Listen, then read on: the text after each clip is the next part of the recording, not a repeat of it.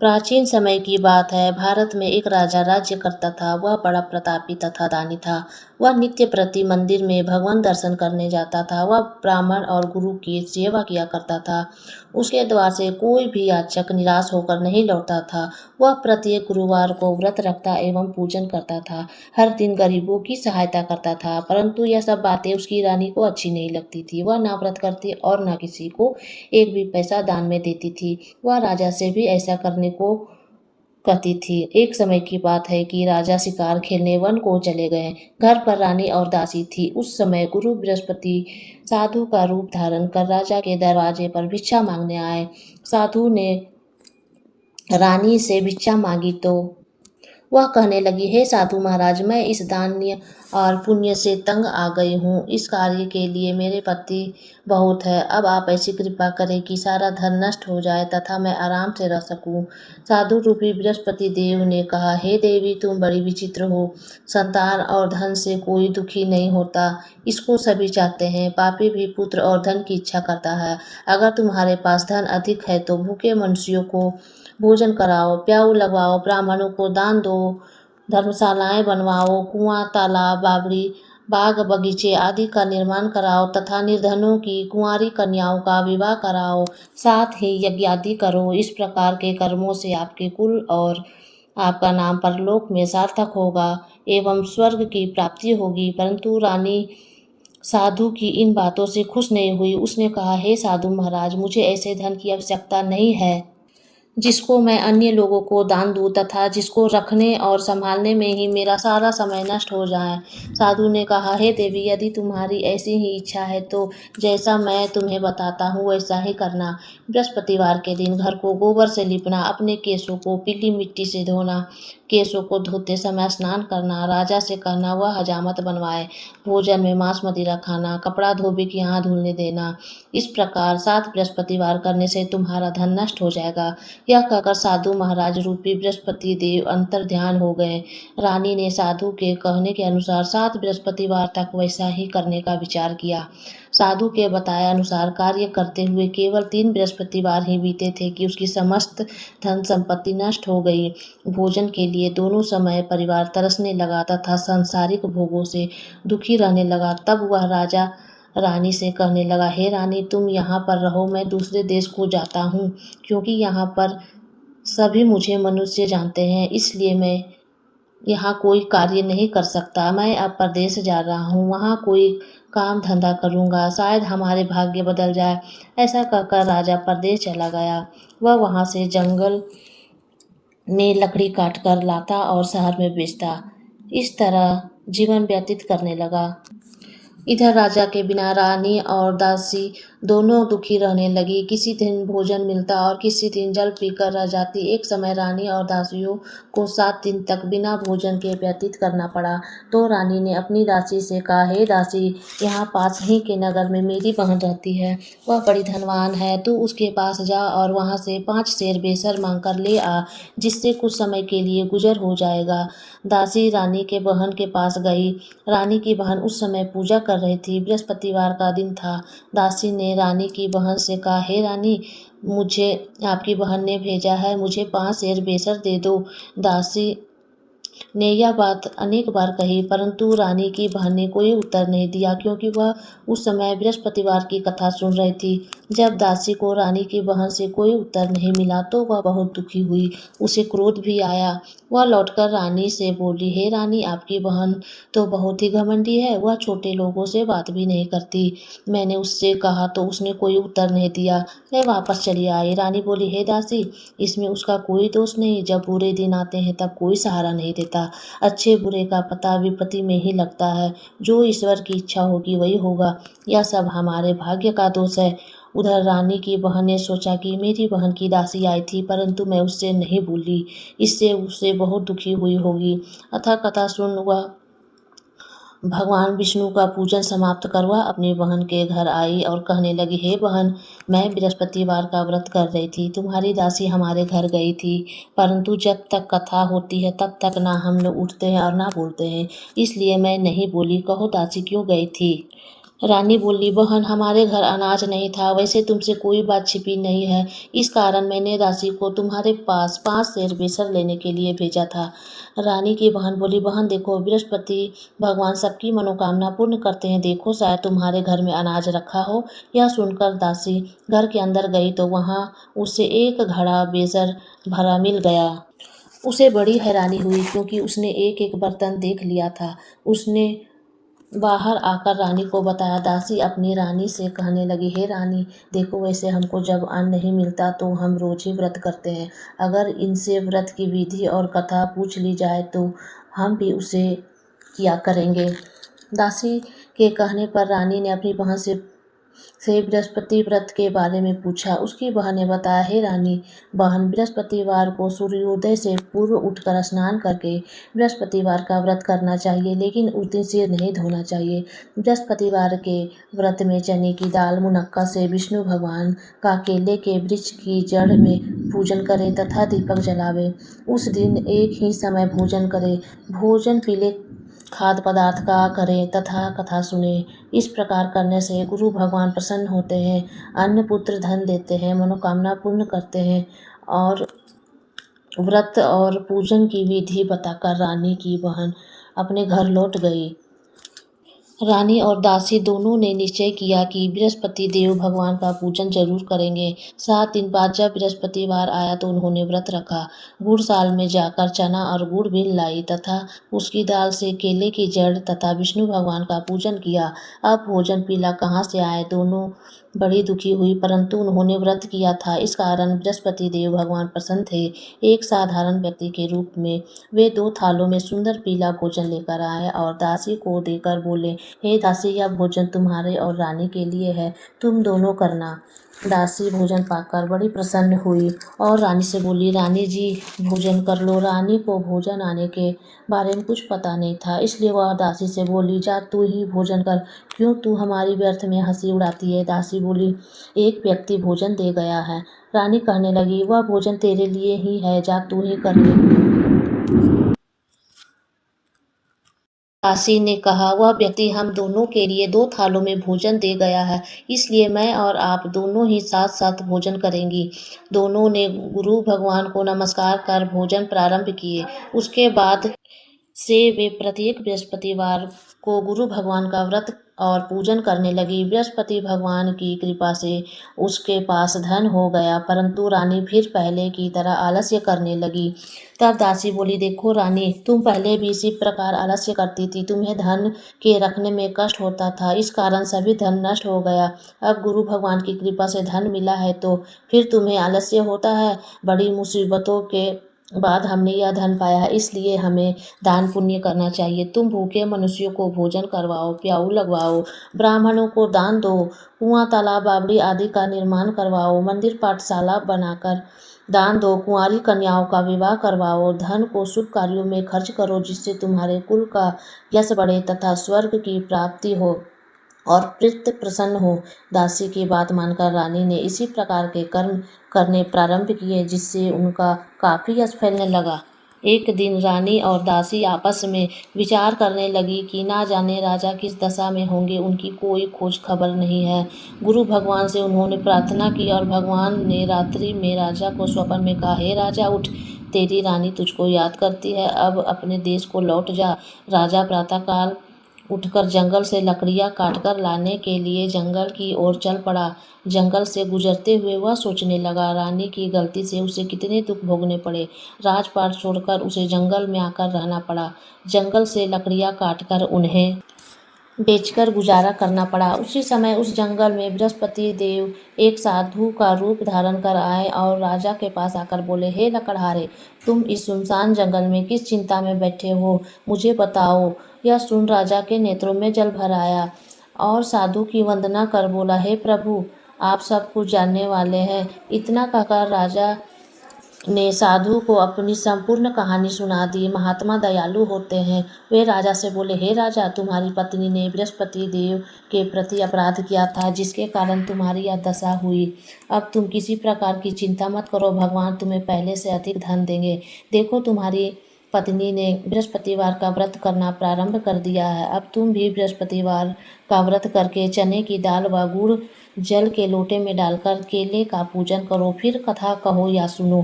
भगवान तुम्हारी सब मनोकामना को पूर्ण करेंगे। साधु को प्रसन्न देखकर राजा बोले, हे प्रभु, मुझे लकड़ी बेचकर इतना पैसा भी नहीं बचता जिससे भोजन करने के उपरांत कुछ बचा सकूं।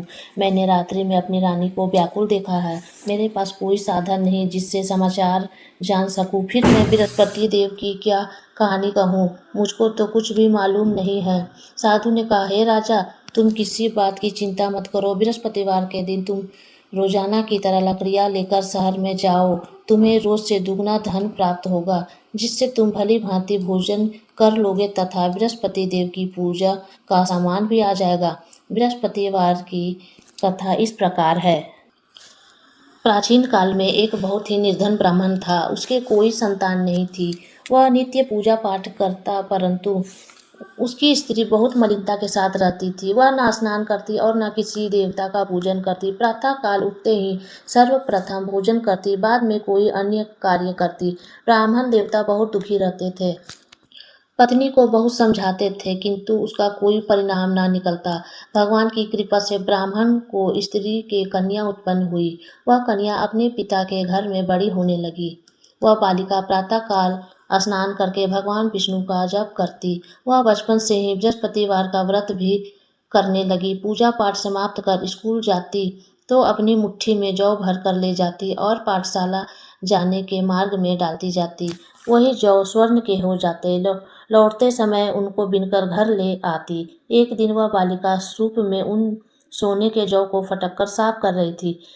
तभी उसकी माँ ने देख लिया और कहा, हे बेटी, सोने के जौ को फटकने के लिए सोने का सूप होना चाहिए। दूसरे दिन गुरुवार था। इस कन्या ने व्रत रखा और बृहस्पति देव से प्रार्थना करके कहा, हे प्रभु, यदि मैंने सच्चे मन से आपकी पूजा की हो तो मुझे सोने का सूप दे दो। बृहस्पति देव ने उसकी प्रार्थना स्वीकार कर ली।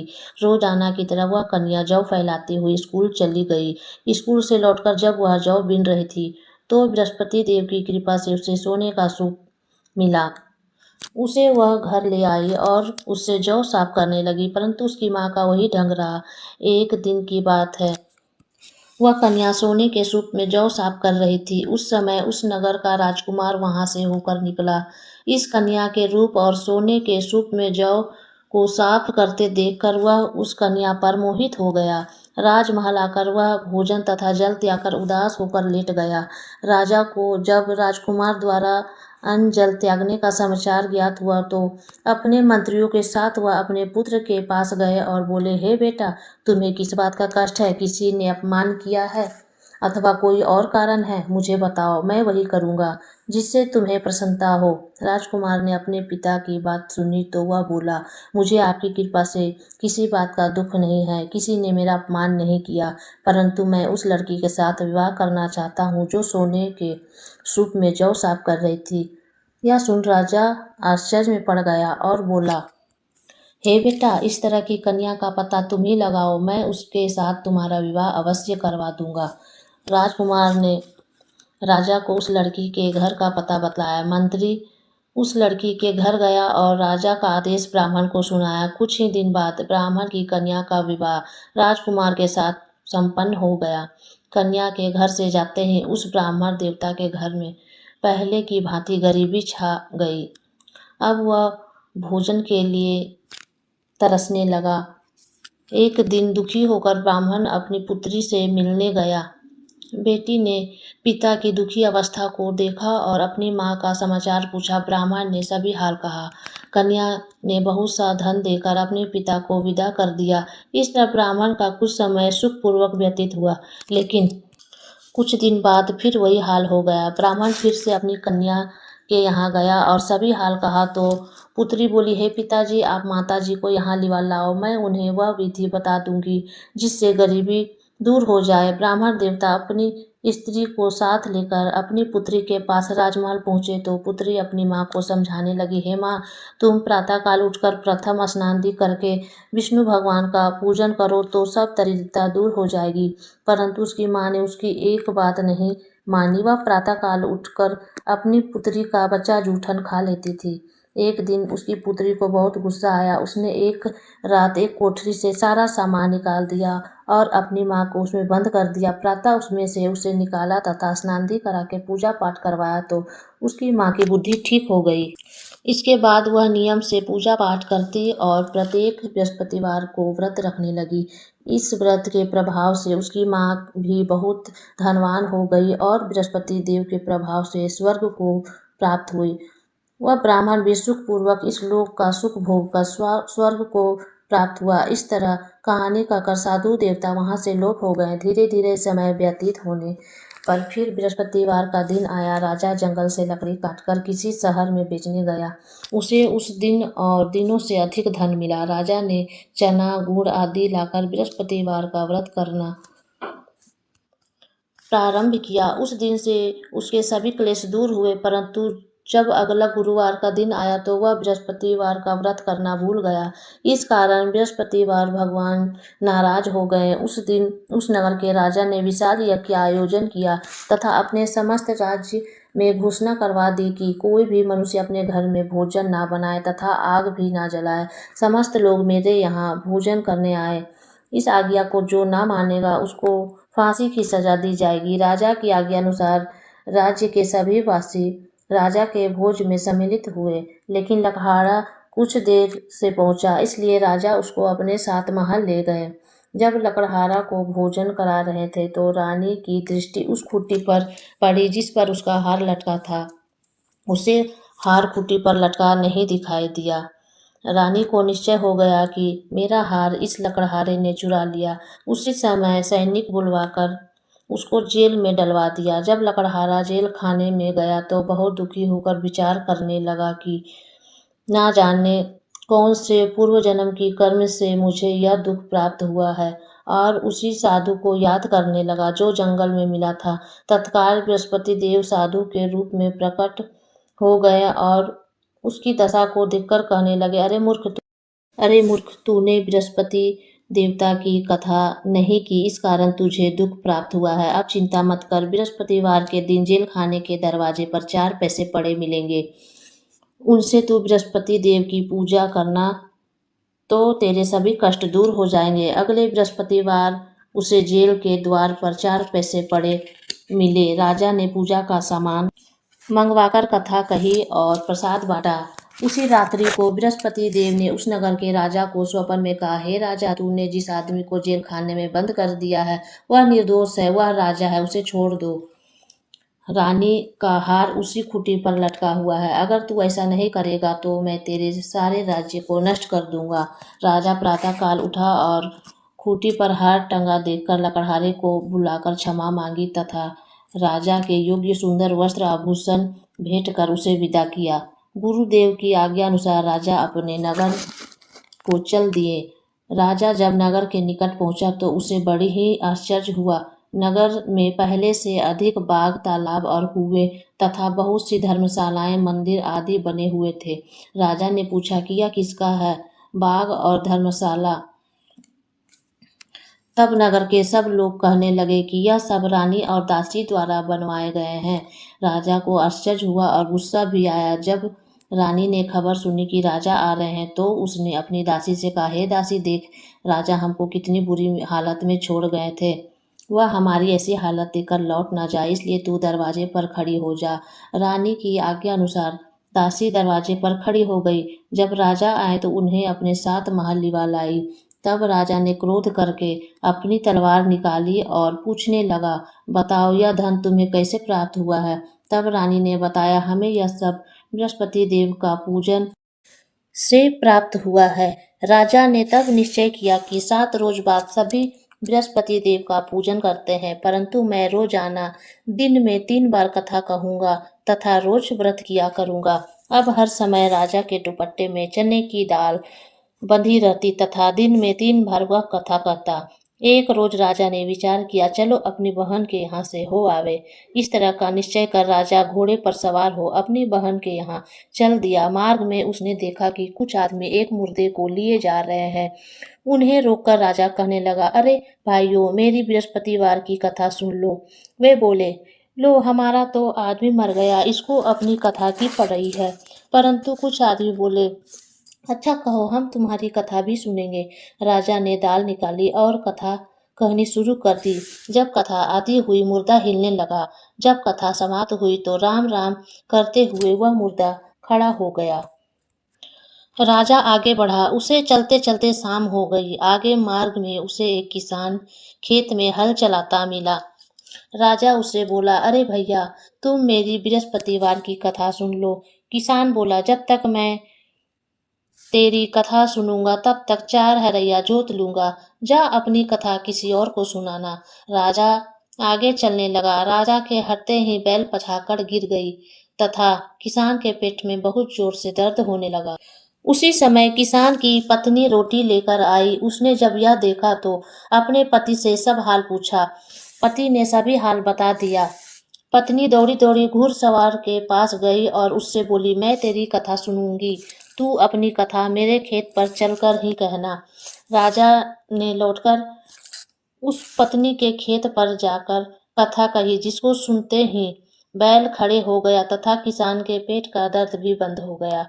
राजा अपनी बहन के घर पहुंच गया। बहन ने भाई की खूब मेहमानी की। दूसरे रोज प्रातःकाल राजा जागा तो वह देखने लगा कि सब लोग भोजन कर रहे हैं। राजा ने अपनी बहन से जब पूछा कि ऐसा कोई मनुष्य है जिसने भोजन नहीं किया हो, जो मेरी बृहस्पतिवार की कथा सुन ले, तो बहन बोली, हे भैया, यह देश ऐसा ही है। पहले यहाँ लोग भोजन करते हैं, बाद में अन्य कार्य करते हैं। अगर पड़ोस में कोई हो तो देख आती हूँ। ऐसा कहकर बहन देखने चली, परंतु उसे कोई भी ऐसा व्यक्ति नहीं मिला जिसने भोजन ना किया हो। फिर वह एक कुम्हार के घर गई जिसका लड़का बीमार था। उसे मालूम हुआ कि उसके यहाँ 3 दिन से किसी ने भोजन नहीं किया। रानी ने अपने भाई की कथा सुनने के लिए कुम्हार से कहा। वह तैयार हो गया। राजा ने जाकर बृहस्पतिवार की कथा कही, जिसको सुनकर उसका लड़का ठीक हो गया। अब तो राजा की प्रशंसा होने लगी। एक दिन राजा ने अपनी बहन से कहा, हे बहन, मैं अपने घर जाऊंगा, तुम भी तैयार हो जाओ। राजा की बहन ने अपनी सास से अपने भाई के साथ जाने की आज्ञा मांगी।